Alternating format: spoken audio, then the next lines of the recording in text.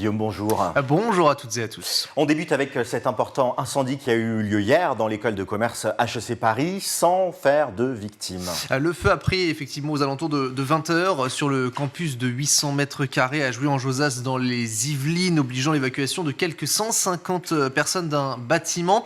Plus de 60 pompiers ont réussi à circonscrire l'incendie en début de nuit. Néanmoins, les flammes se sont propagées sur près de 500 mètres carrés à l'intérieur. C'est notamment l'amphithéâtre qui a été fortement touché. Au moment de l'incendie, d'ailleurs, Jacques Attali était en conférence pour cette rentrée lorsque la direction de l'établissement a fait irruption pour le stopper. Les étudiants sont restés calmes. Il n'y a pas eu de mouvement de panique, raconte Éric Personnet, le directeur général adjoint de HEC. C'est le principal pour lui. Les dégâts pour l'heure ne sont que matériels.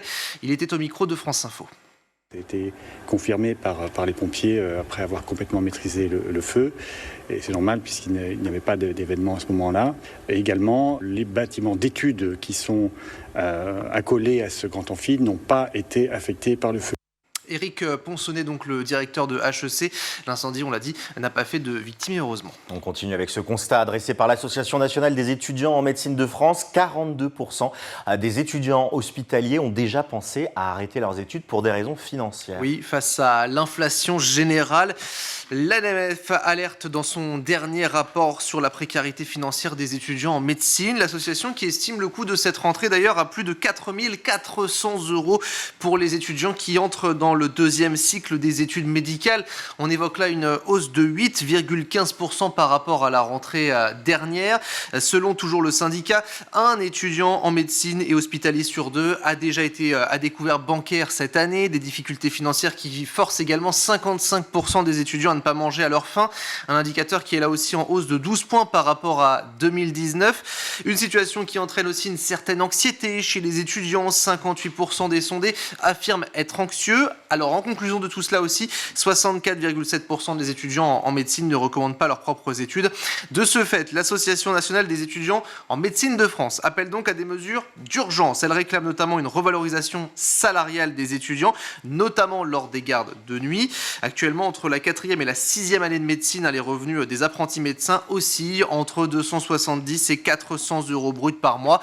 L'association qui plaide également pour une meilleure indemnité kilométrique pendant les stages ou encore au versement des bourses pendant l'été.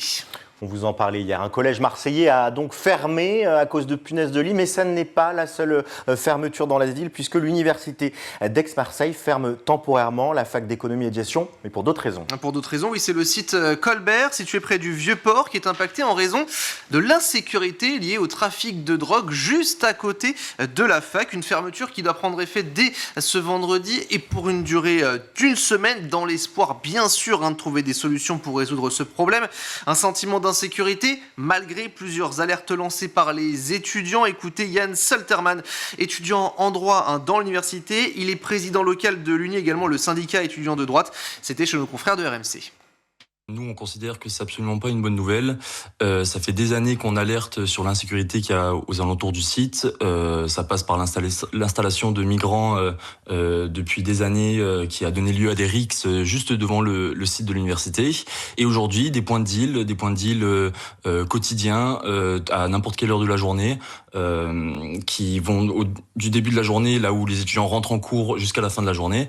Et malheureusement, ce climat-là fait que le personnel, les étudiants et les professeurs ne sont plus en sécurité pour aller sur ce site de l'université.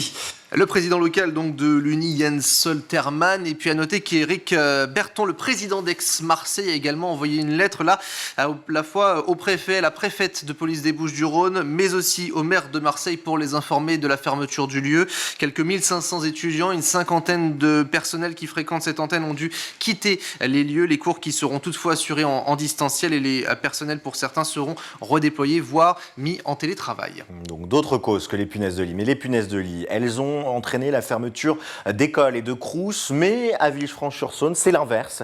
On réouvre certaines écoles. C'est une bonne nouvelle, malgré tout. Après cette lutte très difficile, les mots du maire, notamment infestés par ces petites bêtes à 2 reprises. C'est l'école Albert Camus qui va rouvrir ses portes à l'issue d'une ultime désinfestation.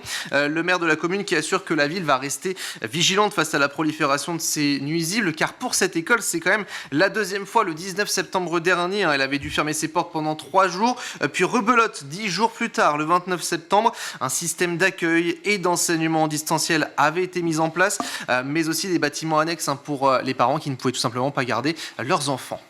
Pour terminer, Guillaume, on va parler d'une nouvelle étude dévoilée par l'UFC Que Choisir et qui montre que faire garder son enfant peut relever pour certains d'un vrai parcours du combattant. Oui, surtout quand il n'y a pas assez de place pour les enfants. L'association de consommation alerte sur une offre insuffisante et surtout mal répartie des principaux modes de garde des jeunes enfants en France, les crèches, les assistants maternels. Par exemple, en 2020, il n'y avait que 1 300 000 places disponibles pour environ 2 millions d'enfants âgés de moins de 3 ans. Autrement dit, 4 enfants sur 10 ne pouvaient pas être accueillis. Alors si l'UFC Que Choisir reconnaît qu'une partie des parents a fait le choix de garder leurs enfants, le manque de place en crèche ou encore d'assistants maternels est subi pour 37% des sondés. Tandis que près de la moitié des parents a un recours, on le connaît tous, c'est les grands-parents. Merci beaucoup Guillaume pour ce tour de l'actualité.